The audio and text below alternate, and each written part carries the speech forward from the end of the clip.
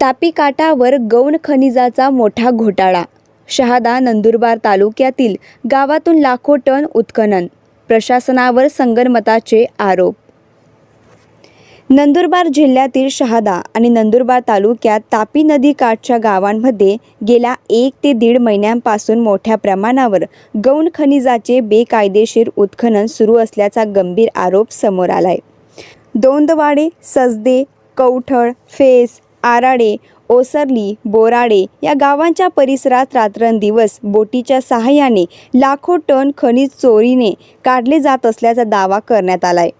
या प्रकरणी सामाजिक कार्यकर्ते नंदकुमार पुंडलिक तवर आणि हेमंतदादा सूर्यवंशी यांनी जिल्हाधिकारी यांच्याकडे पुराव्यासह तक्रार दाखल केली आहे. त्यांनी दिलेल्या माहितीनुसार संबंधित ठेकेदारांनी महसूल विभागातील काही अधिकाऱ्यांच्या संगनमताने हे उत्खनन केल्याचा आरोप आहे. विशेष म्हणजे जिल्हा प्रशासनाने अधिकृत ठेका 30 एप्रिलपासून देण्याचे नियोजन असताना त्यापूर्वीच एवढ्या मोठ्या प्रमाणात खनिज काढले जाणे ही गंभीर बाब असल्याचे त्यांनी नमूद केले. तक्रारीत पुढे असे म्हटले की उत्खनन करताना पर्यावरण, जैवविविधता, हरित लवाद तसेच सर्वोच्च न्यायालयाच्या अटी शर्तींचे पालन झालेले नाही. तापी नदीच्या पात्रात सुरू असलेल्या या अवैध कामांकडे महसूल व वन विभागाने जाणीवपूर्वक दुर्लक्ष केल्याचा आरोपही करण्यात आलाय. तलाठी, मंडळ अधिकारी, तहसीलदार, उपविभागीय अधिकारी, प्रांत अधिकारी तसेच जिल्हा खनिकर्म विभाग यांना एवढ्या मोठ्या प्रमाणातील उत्खनन कसे दिसले नाही याबाबतही प्रश्नचिन्ह उपस्थित करण्यात आले. दिवसाढवळ्या प्रशासनाच्या संपत्तीवर दरोडा टाकला जात असताना प्रशासन गप्प का, असा संतप्त सवाल तक्रारदारांनी केलाय. दरम्यान या प्रकरणाची सखोल व निष्पक्ष चौकशी करून दोषींवर मोक्का अंतर्गत गुन्हे दाखल करावेत तसेच संबंधित महसूल अधिकाऱ्यांना तात्काळ निलंबित करावे अशी मागणी तवर आणि सूर्यवंशी यांनी केली. जिल्हा प्रशासन या गंभीर आरोपांवर काय भूमिका घेते याकडे आता संपूर्ण जिल्ह्याचे लक्ष लागलंय. आज 29 एप्रिल 2026 रोजी मी आणि आमचे कार्यकर्ते सर्व नंदुरबार जिल्हाधिकाऱ्यांकडे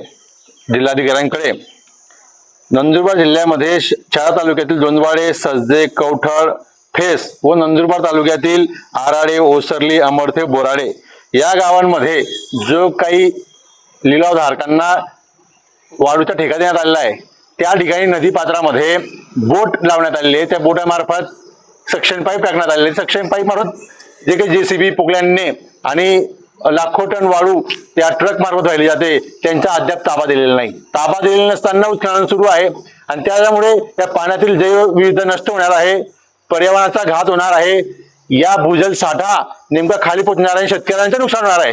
अशा परिस्थितीत सुद्धा स्थानिक पातळीवर असलेली तलाठी, तहसीलदार, प्रांताधिकारी, गौण खनिकर्म अधिकारी यांनी डोळे लावून बसलेत का? कोणती कारवाई करण्यास तयार नाही. आणि अशा परिस्थितीमध्ये आम्ही आज रोजी या संदर्भात या सर्व ठेकेदारांवर आणि सर्व अधिकाऱ्यांच्या संगनमताने सुरू आहे म्हणून या ठिकाणी संघटित गुन्हेगारीचा सारखा प्रकार झाला आहे म्हणून मुक्का लावण्यात यावा ही मागणीसाठी मी आणि माननीय नंदकुमार तवर या ठिकाणी उपस्थित आहोत.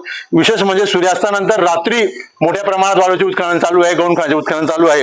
अशा परिस्थितीमध्ये विविध कायदे असताना, सुप्रीम कोर्टाचे निर्देश असताना, हरित लवादाचे निर्देश असताना सुद्धा या ठिकाणी कोणतीही कारवाई केलेली नाही आणि म्हणून हे फार चिंताजन्य गंभीर गोष्ट आहे.